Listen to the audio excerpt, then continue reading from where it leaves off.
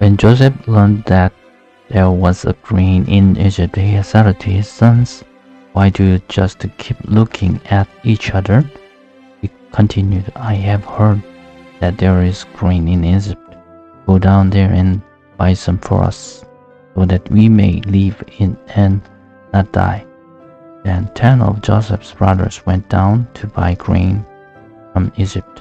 But Jacob did not send Benjamin, Joseph's brother, with the other, because he was afraid that harm might come to him. So Israel's sons were among those who went to buy grain, for the famine was in the land of Canaan also.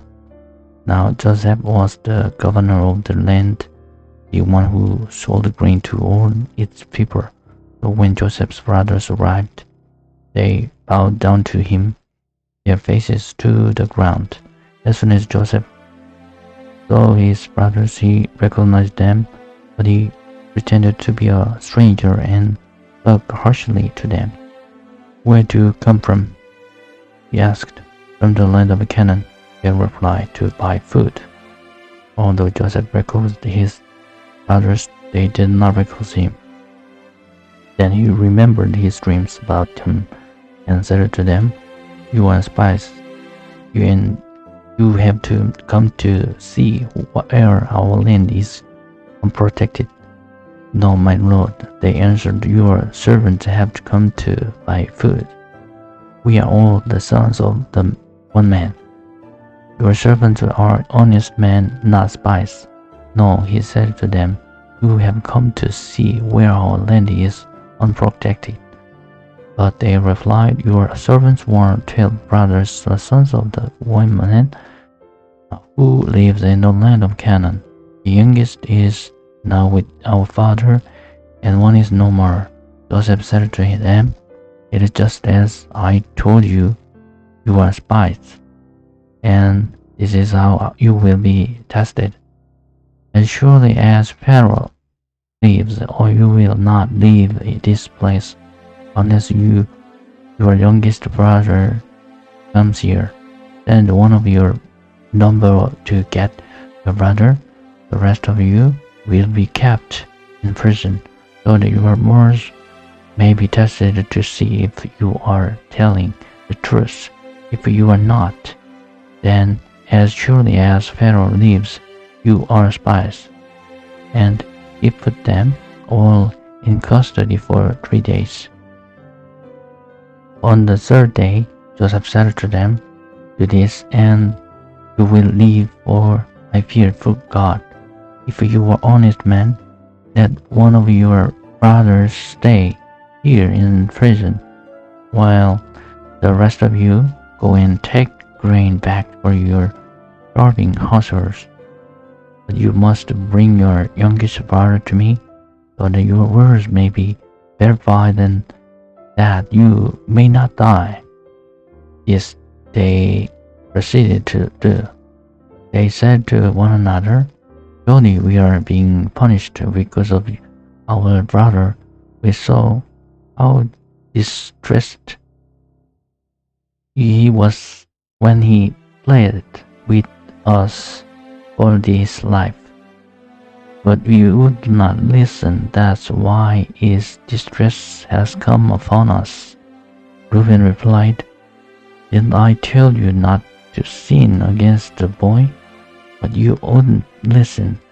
Now we must give an accounting for his blood." They did not realize that Joseph could understand them, since he was using an interpreter.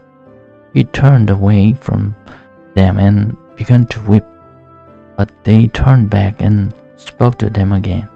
He had Simon taken from them and bound before their eyes.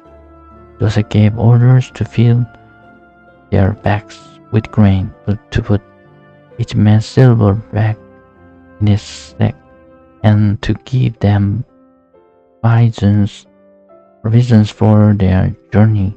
After this was done for them, They loaded their grain on their donkeys and left. At the place where they stopped for the night, one of them opened his sack to get feed for his donkey, and he saw his silver in the mouth of his bag. "My silver has been returned," he said to his brothers. "Here it is in my sack." Other hearts sank, and they turned to each other, trembling, and said, "Why is this that God has done to us?" When they came to their father Jacob in the land of Canaan, they told him all that had happened to them. David said, "The man who is Lord over the land spoke harshly to us and treated us as though we are spying on the land. But we said to him, 'We are honest men, we are not spies. We are 12 brothers, son of the man father. One is no more, and the youngest now with our father in Canaan.' Then the man who is Lord over the land said to us, 'This is how I will know whether you are an honest man. Leave one of your brothers here with me, and take food for your starving households and go. But bring your youngest brother to me, so I will know that you are not spies, but honest men. Then I will give your brother back to you, and you can trade in the land.' As they were emptying their sacks, there in each man's sack was in his pouch of silver. When they and their father saw the money pouches, they were frightened.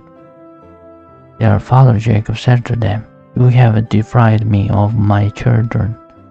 Joseph is no more, and Simon is no more, and now you want to take Benjamin. Everything is against me.' Then Reuben said to his father, 'You may put both of my sons to death if I do not bring him back to you. Entrust him to my care, and I will bring him back.' But Jacob said, 'My son will not go down there with you. His brother is dead, and he is the only one left. If harm comes to him on the journey you are taking, you will bring my gray cat down to the grave in sorrow.' Amen."